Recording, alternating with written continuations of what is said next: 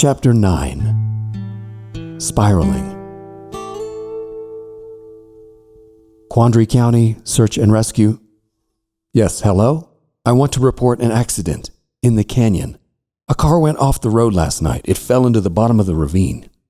Which canyon, sir? The Blue River Gorge, just outside Quandary. Anyone injured? Can you describe the vehicle? I think it was a cop car. Matthews slammed the flip phone shut before the lady could ask any more questions.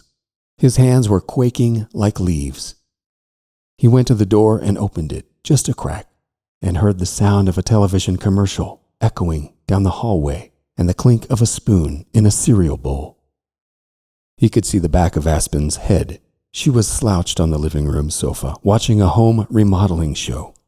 A big guy with a beard was busy swinging a sledgehammer, knocking holes in an old plaster wall over and over until the whole thing collapsed.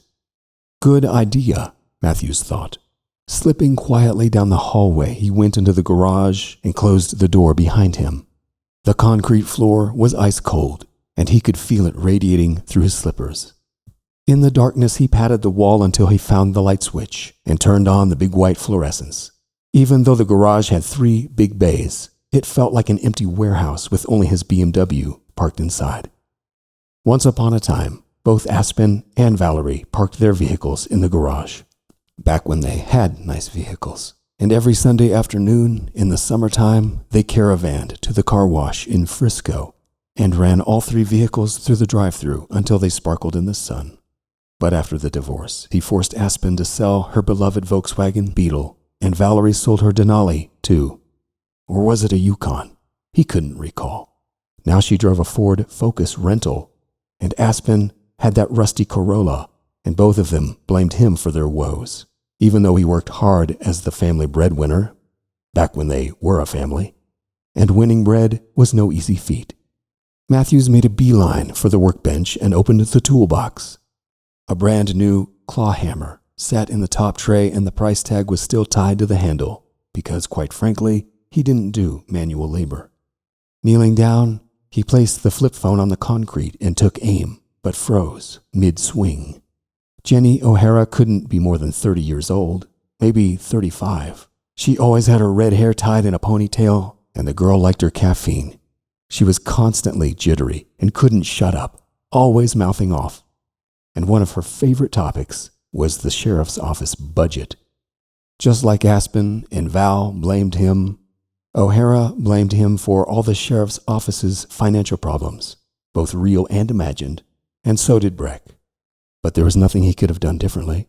When he first became mayor, Matthews took a hard line on budget cuts, since the city coffers were scraping bottom, and he needed to do something about it. The obvious solution was to renegotiate the contract with the sheriff's office. And yes, that meant cutting costs. Breck had 4 deputies on the payroll, and each one needed a paycheck, insurance, and a patrol car. Why should the city of Quandary pay for all that? Those funds could be used for the greater good, like bribing the cell phone company to put up a cell tower, which Matthews did. But no good deed goes unpunished, and the tower they received barely covered the city limits. Regardless, how many deputies does a town with 1,000 residents really need? I never asked Dana to do that. If Dana Stayne had no qualms about murdering a small-town deputy, she would have no qualms about murdering a small-town mayor. He dropped the hammer. The burner phone was evidence of a crime, and if he destroyed it, he wouldn't have anything to blackmail Dana with if she decided he was expendable. Matthews opened the BMW's passenger door and hid the flip phone in the glove box. Things were spiraling out of control. But was that little burner phone enough insurance to keep him safe? And Aspen. When he went back in the house, he heard his daughter snoring on the couch, even though the home remodeling show was still on the TV. 21 years old, with her whole life ahead of her. She looked so innocent. Ignorance is bliss. Isn't that the old saying? The remote control was on the coffee table in between her cereal bowl and coffee cup. He picked it up and shut off the television. Through the drapes, Sunlight reflected as a vehicle slowly passed the house. Did Hong circle back? What if Dana knew he called search and rescue? She always seemed to know what he was thinking before he did, and he could be next on her hit list. Matthews held his breath, but when he heard the slow scrape of a heavy metal blade on asphalt, he knew it was just the city's snowplow. The city only owned one, and it would take all day to clear the streets of Quandary one by one. Of course, the driver knew exactly which road to clear first. The mayor's. Last night, when she called, Aspen sounded rattled. I hit a patch of black ice, she said. The whole car spun around in a circle right there in the middle of I-70, and everything was a blur until I slammed into a snowbank in the emergency lane. I'm stuck on the interstate in a blizzard with cars whizzing by. What do I do, Daddy? Hold on, he said. I'll be there as soon as I can. What went through O'Hara's mind when she went over the edge? It was a long way to the bottom of the ravine, with plenty of time to think.